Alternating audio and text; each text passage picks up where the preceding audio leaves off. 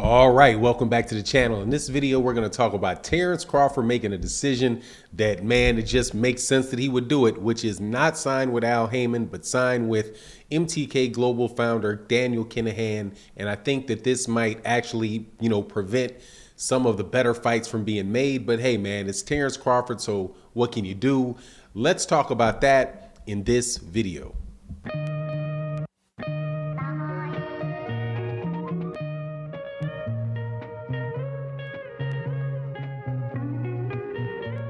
All right, welcome back to the channel. Before I get into the subject matter of the video though, please make sure you like the video, share the video, also subscribe to the channel if you're not already subscribed. It goes a long way towards growing the channel and greatly appreciated. All right, man, Terence Crawford is just a different type of dude, man. And there's just some obstinate people that in this world that are always doing the opposite of what you think that they're going to do or what they should do, because it seems like it's just a no-brainer for Terence Crawford.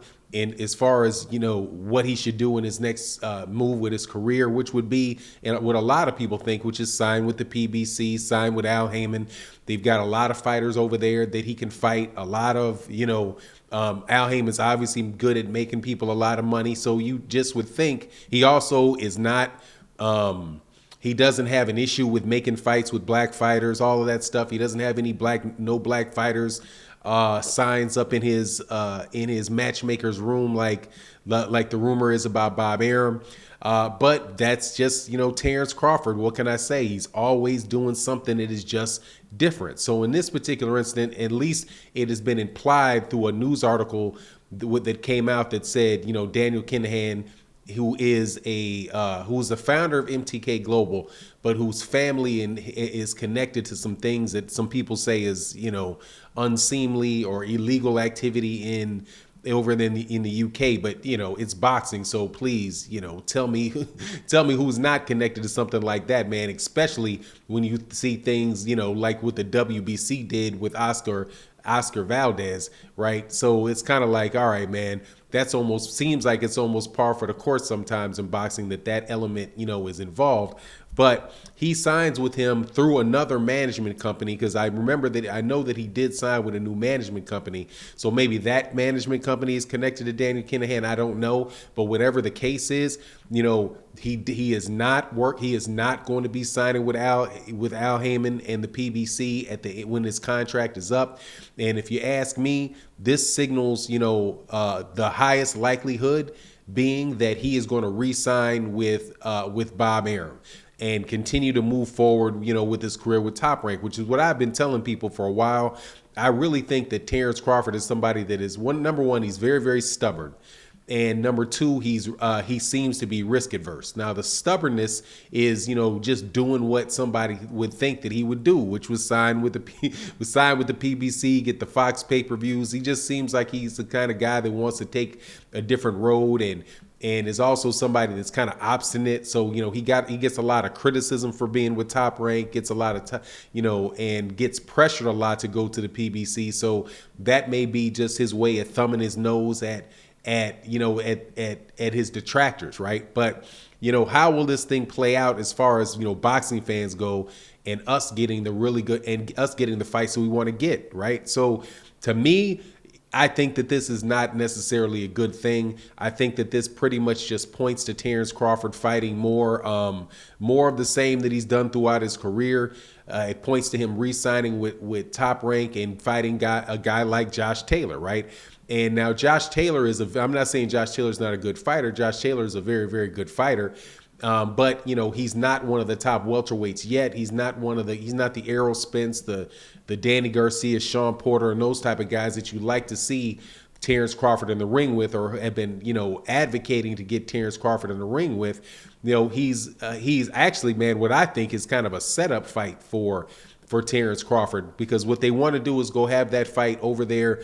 They want to have the fight for Josh Taylor to move up to 147 pounds, and then have Terence Crawford and him fight for a belt over where in Scotland, where Josh Taylor is from. For me, that sounds like a fight where if Terence Crawford does not win that fight by knockout, that he's probably going to have a hard time winning that fight.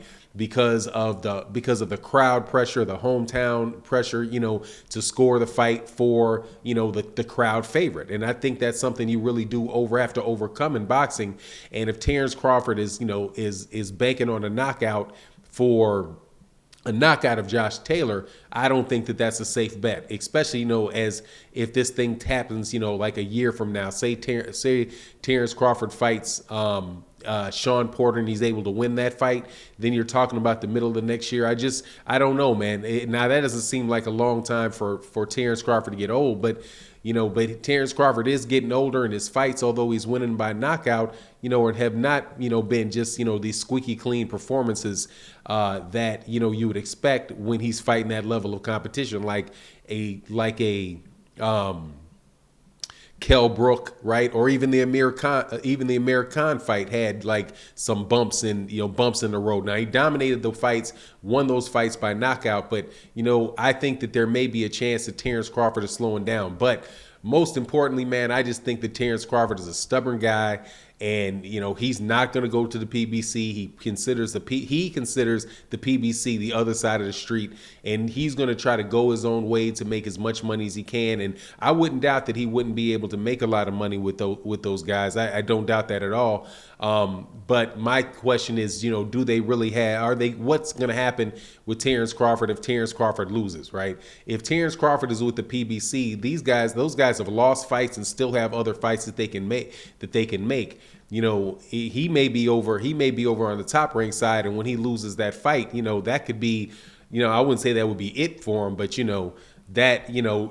heading towards that being it pretty quick. And I doubt if he loses the Josh Taylor fight that he'd get a rematch, similar to what's going on with Teofimo Lopez and Vasily Lomachenko. Vasily Lomachenko was the man until he lost to Teofimo Lopez, and now it seems like nobody wants to mention his name. Nobody's really pushing to fight him because he's a very, very dangerous fighter, and that could happen to Terence Crawford. I would have preferred to have him fight with the PBC, and also I wonder how that's going to affect the ability to actually make the fight with Al Haymon. But I don't know if they have a good working relationship or don't have a good working relationship.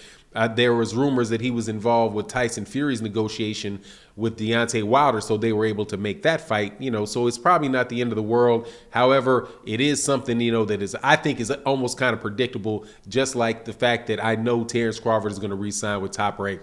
I'd be absolutely shocked if he goes anywhere else. And we just continue with the same thing with him. But anyway, that's my take on the situation. You let me know yours, what you think in the comment section. And with that, I'm out. Peace.